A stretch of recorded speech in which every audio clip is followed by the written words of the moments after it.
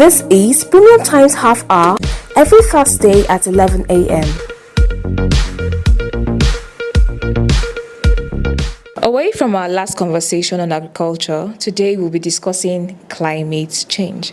And not just climate change, but as it affects Africa as a continent.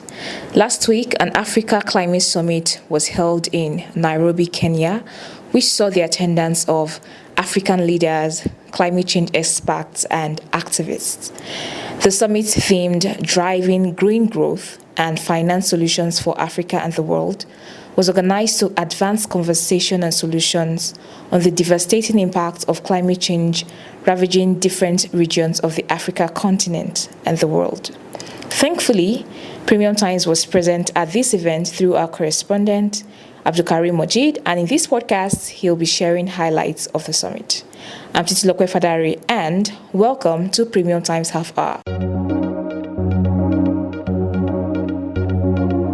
This is Premium Times Half Hour every Thursday at 11 a.m. On this podcast show, we discuss important issues and matters of national importance. Premium Times is Nigeria's leading investigative and accountability platform, and we bring this show to you weekly as part of our mandate of providing the information you need to make informed decisions. The show spotlights exclusive reports produced by Premium Times reporters, from in-depth investigations and unique analysis to human angle stories. But before I delve into today's discussion, I'll share some important stories that we published during the week. The first report is an editorial titled Massacre of Nigerian Soldiers: The Urgency of Prosecuting Terror Financiers. The article recalls an incident that happened last month where terrorists ambushed and killed soldiers in Niger State. They shot down a military helicopter on a rescue operation, and about 36 officers lost their lives in the double tragedy. And that this incident is one of many similar occurrences. Consequently, Premium Times in this editorial asked the Nigerian government to reclaim the country's security landscape seized by Boko Haram, ISWAP, bandits, and kidnappers. Next is a special report that examined how businesses in Nigerian border communities suffer from ECOWAS sanctions on Niger. Since 30 July, when West African regional body ECOWAS imposed harsh economic sanctions on Niger over a military coup, life has not been the same for communities living between the border of Katsina State and Niger.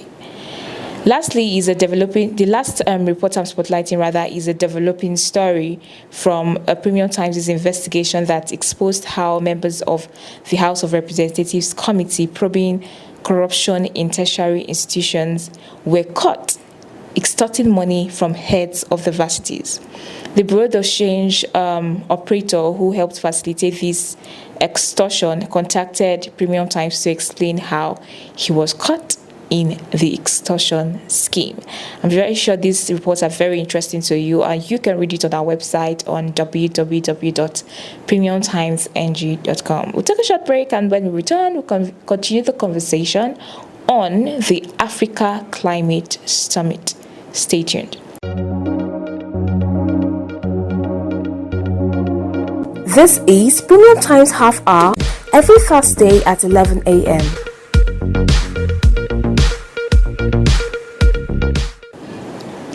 Welcome back. If you're just joining us, this is Premium Times Half Hour, brought to you on Premium Times podcast. I'm Abdulkareem Mojeed, and I'm with Abdulkareem Mojeed, Premium Times correspondent, who was at the Africa Climate Summit in Kenya.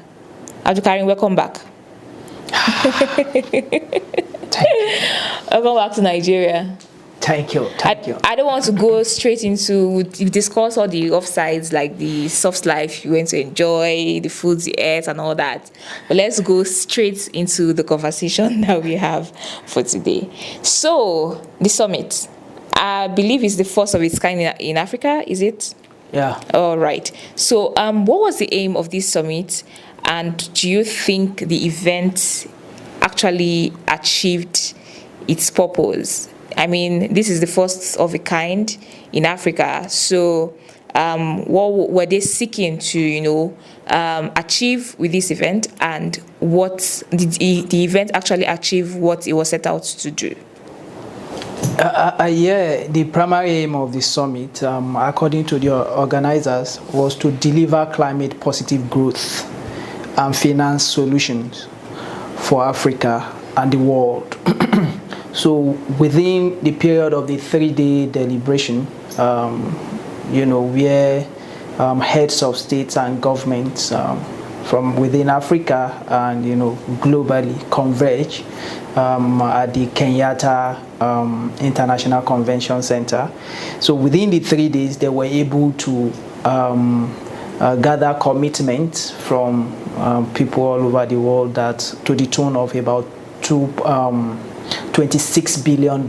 Interesting. Although that's what the declaration document captured. Okay. The final declaration document that was shared, after the adoption of the Nairobi, declaration. But during the announcement of the declaration, the President Ruto, or William Ruto of Kenya, announced that they gathered, I think, $23 billion. But in the document, I saw that they wrote $26 billion. Okay. But whether 23, whether 26 billion dollars, they were able to, get commitment for green growth in Africa, to upscale adaptation, to upscale mitigation projects in Africa, so as to curtail the devastating impact of climate change, ravaging the region.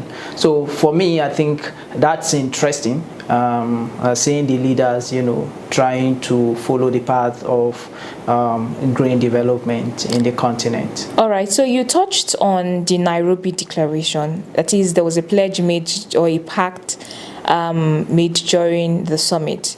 For those who are not really aware about this pact, can you share some major highlights of this new pact among African leaders?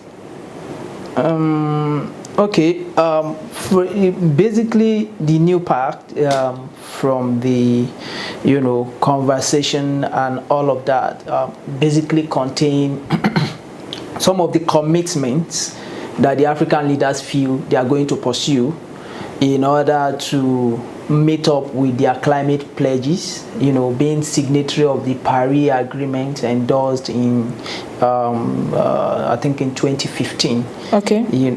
So by virtue of that, it's all signatory to the Paris Agreement. They have climate pledges to reduce emission and also to mitigate the impact of climate change and all of that in their country. So there are some strategic steps that governments, who are signatory to it, pledge to follow. And at the summit, in the declaration document, these leaders actually reaffirm that they will do commit themselves towards fulfilling this. Talking about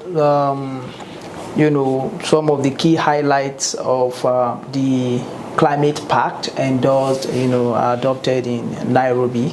At the summit, it was interesting to see that the African leaders' shared understanding, became clearer. That Africa is not only the cradle of humanity, it is the future, and among several demands captured in the document, the African leaders are demanding a fair playing ground for their countries to assess the necessary investment needed to unlock green growth potential, and which they feel will translate into opportunities across the continent.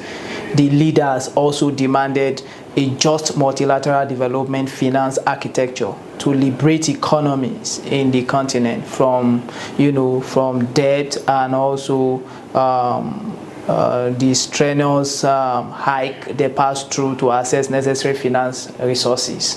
The leaders pledge to make some proactive moves towards following the path of green development across their various countries and regions in order to curtail devastating effects of the climate crisis, in the continent.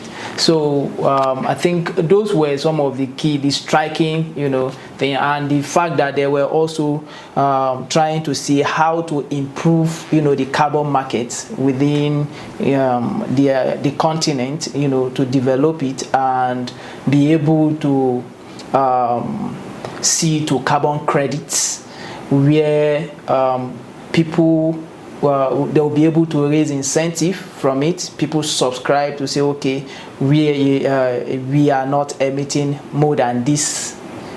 If you are to emit more than this, then you have to pay.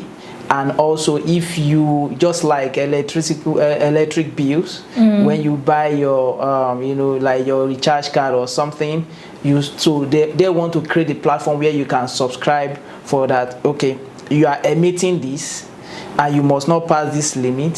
So it forces you, while you are emitting, you will be looking at, I must not exceed it, otherwise I will pay more for it. And if you don't exceed what you have gotten as carbon credit, you can actually transact it to another person. So the primary aim of the carbon credit scheme is just to see how to force people to reduce emission, knowing that by the time you are emitting more carbon dioxide, then you have to pay more for it.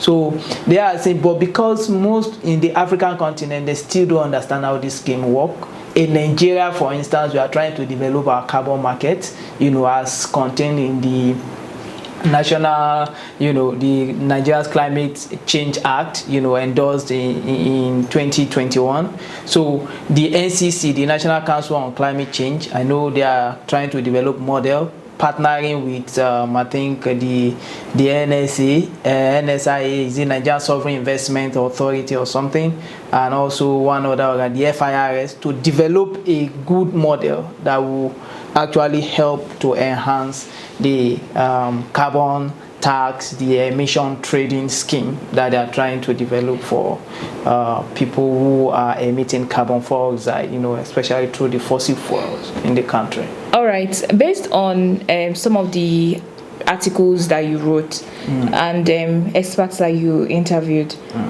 some of the activists or experts sort of expressed concern regarding this carbon market. Can you shed more light on that?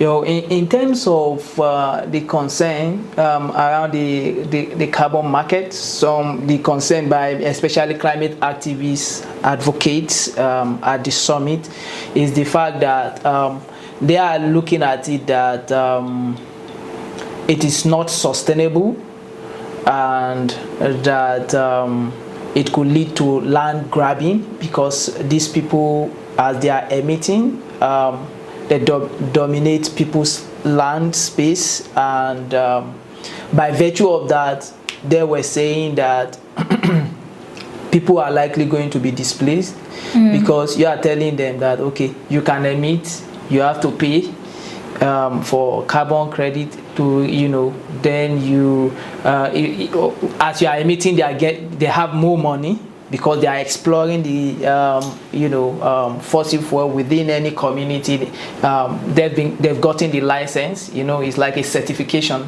for emission reduction. That's what the carbon credits means. So the concern for activists is that they should look for a more community inclusive solutions for the issue of carbon credits and all of that.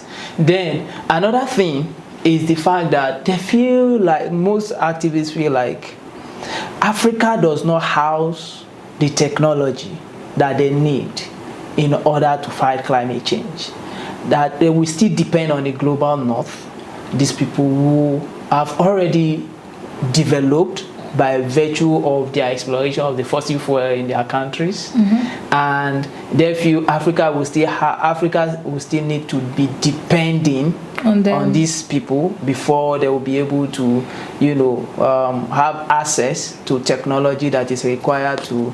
Likewise, the issue of the financing. Who is funding climate discussion? Who is financing climate project? But of course, the fact still remains that Africa is emitting less than 4% among the global emissions. So, but we feel the brunt the more. So it is the clamor of climate advocates, activists, which I think is widely accepted, is the fact that these people are the ones causing the damage, so they should pay more.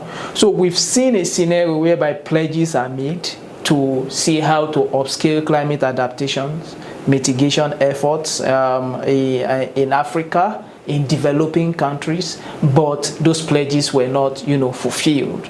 Like in 2009, there is this government agreed to give developing countries, $100 billion annually to boost, adaptation, mitigation projects, so they will be able to reduce the impact of climate change. But these were not fulfilled. And so the concern was, okay, the pledges you are making, like for instance, the president designate for the 28th edition of Conference of the Parties that is coming up later this year in the UAE, Sultan Al Jaber, he was at the summit and he pledged $4.5 billion for Africa to upscale its adaptation, project and all of that. So major concern for these people is that all these pledges, would they fulfill them? Which actually leads to my next question, because it feels like there's a 5 and 6 relationship between climate change events and new pledges. There's once you're holding a climate change event or climate event, there's always going to be a new pledge coming up. Absolutely. So, but now in this case, do you see African leaders living up to the pledge of green growth? In line with the Nairobi Declaration? Yeah, I think that's also to so many at the summit. For me, let me speak for myself now. It's a dicey situation because we have a history of not fulfilling some maybe pact that we endorsed. We have juicy pact that, if implemented properly, will actually help to solve some of the problems, the challenges that we are facing. So, the Nairobi Declaration, pact on climate change, it's a good one. I think for the first time in the history of the continent, we are seeing African leaders coming together to say, no, we have to tackle this, speak in one voice, going to the COP negotiation table. We should be able to say, no, this, state clearly our demands, what we want to tackle the menace of climate change in our continent. So I think that's laudable for me. But the other thing is, personally, in the declaration document, they have some commitments that they are saying that they will fulfill. It's just like in the nationally determined contribution document, all countries that are parties to the UNFCCC, the Paris Agreement, will submit their NDC, their climate pledges, what we will do to reduce emission, to the UNFCCC. So in those documents, you tell them that, okay, I will reduce this, I will do this. They have what we call conditional and unconditional pledges. You get it? So, so those are commitments. But these leaders are now saying that, okay, aside from our demands, we have commitment. And the commitment is the fact that those pledges that we've made, that we'll do this, to reduce emission, we are going to fulfill them. All right. You get the point now. So, but the worry is, would they be able to do that? Because like we saw what is happening with the Maputo Declaration, on agriculture, where they said countries should at least vote 10% of their national budget, to agriculture, in order to achieve food security. But how many countries has been able to do that? Interesting. So that's the worry for many climate change advocates. All right, so now I think it's time for us to take a glass of water and pause here. We'll take a quick break and we'll be right back in a minute. Stay tuned. News beyond the surface. Investigations that uncover deep secrets. Analysis with thought-provoking perspectives. Reports that focus on human interest. Premium Times, a leading digital news platform, brings you these and more every hour through videos, written and podcast reports. Visit our website on www.premiumtimesng.com and follow us on all social media platforms for timely updates on politics, entertainment, sport and business. Don't miss out. Welcome back. If you're just joining us, this is Premium Times. This half up. Brought to you on Premium Times podcast. I'm Titi Lokpe Fadari, and I'm still with Abdulkareem Mojeed, Premium Times correspondent, who was in Kenya to cover the Africa Climate Summit. Abdulkareem, the Nigeria delegation was present at the event in person of the Minister of State for Environment and Ecological Management, Isiaq Salako, former President Olusegun Obasanjo, former Vice President Yemi Osinbajo, and the others that I don't know. What are the plans with their presence? What are the plans of the country and the new government going forward after this summit? I think Nigeria has a fair representation at the summit. And from my conversation with the aforementioned delegates you mentioned, at the summit, Nigeria is currently trying to attract more, climate-friendly investment into the country. This will further help to achieve green development and reduce emission in the country, as enshrined in our NDC pledges to the, the UNFCCC. The national statement delivered at the summit last Wednesday by the Minister of State for Environment and Ecological Management, Isiaq Salako, who represented, President Bola Tinubu.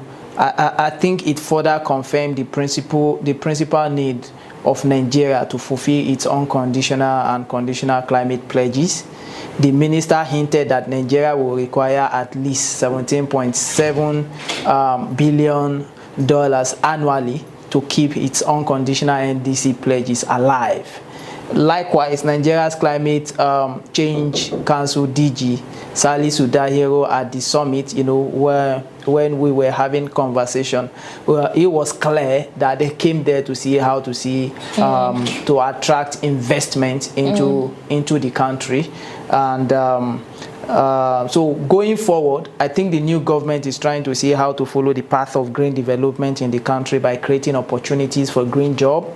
On the sideline, we overheard Mr. Salako saying that they are targeting 30 million Nigerians, for green jobs, So if they are deliberate towards doing that, I think it will make a lot of sense.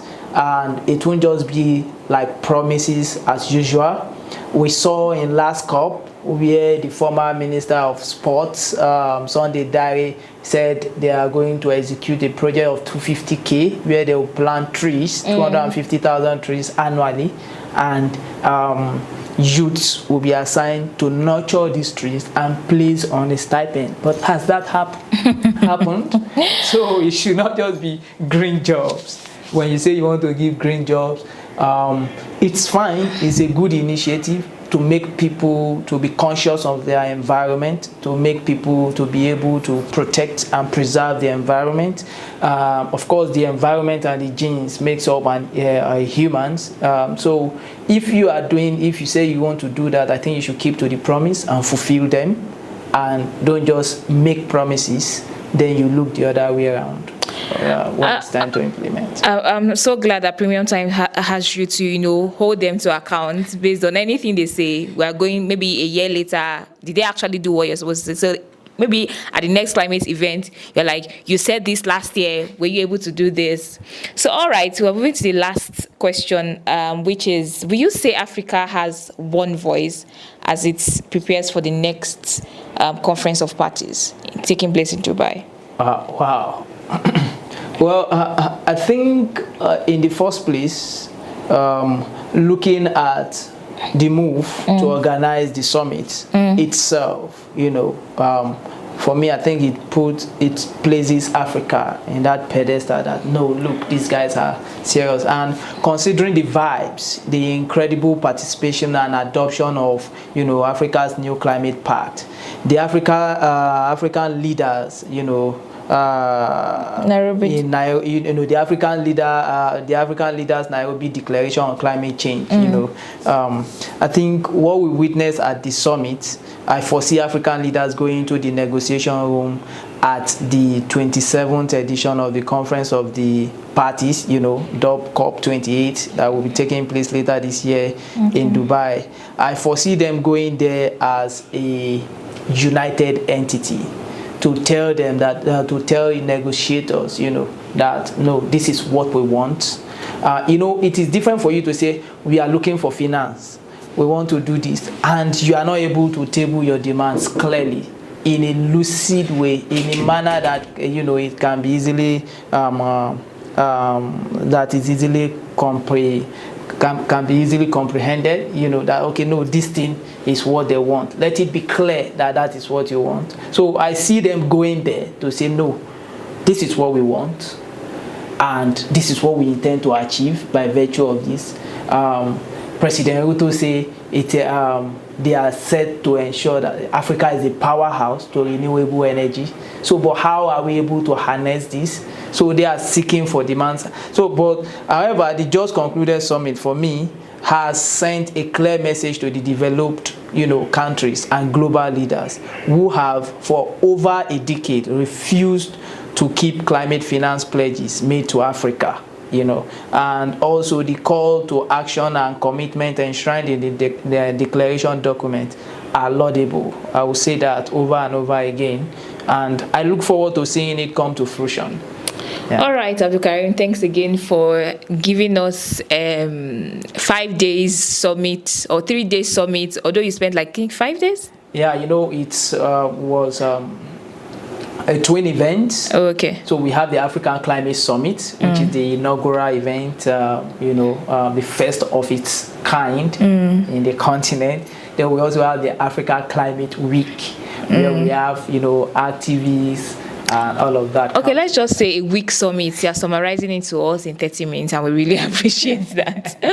All right, this is where we wrap up. Yes. So this is where we wrap up today's episode. I hope you had a fantastic time with us. Make sure you keep it a date with us every Thursday on this episode podcast, Premium Times podcast. Again, this show is brought to you by Premium Times. Premium Times, a leading multimedia news platform which serves you every minute stories that can help you make informed decisions and hold public officials, individuals, and organizations accountable. And we have cartoons, videos, podcasts, and other interesting content for your delight. And for timely updates on politics, entertainment, sports, and business, do visit our website, www.premiumtimesng.com, and follow us on all our social media platforms. I'll be here again, same time, same day next week. From myself and Abdulkareem, do have a great weekend. News beyond the surface. Investigations that uncover deep secrets. Analysis with thought-provoking perspectives. Reports that focus on human interest. Premium Times, a leading digital news platform, brings you these and more every hour through videos, written and podcast reports. Visit our website on www.premiumtimesng.com and follow us on all social media platforms for timely updates on politics, entertainment, sport and business. Don't miss out.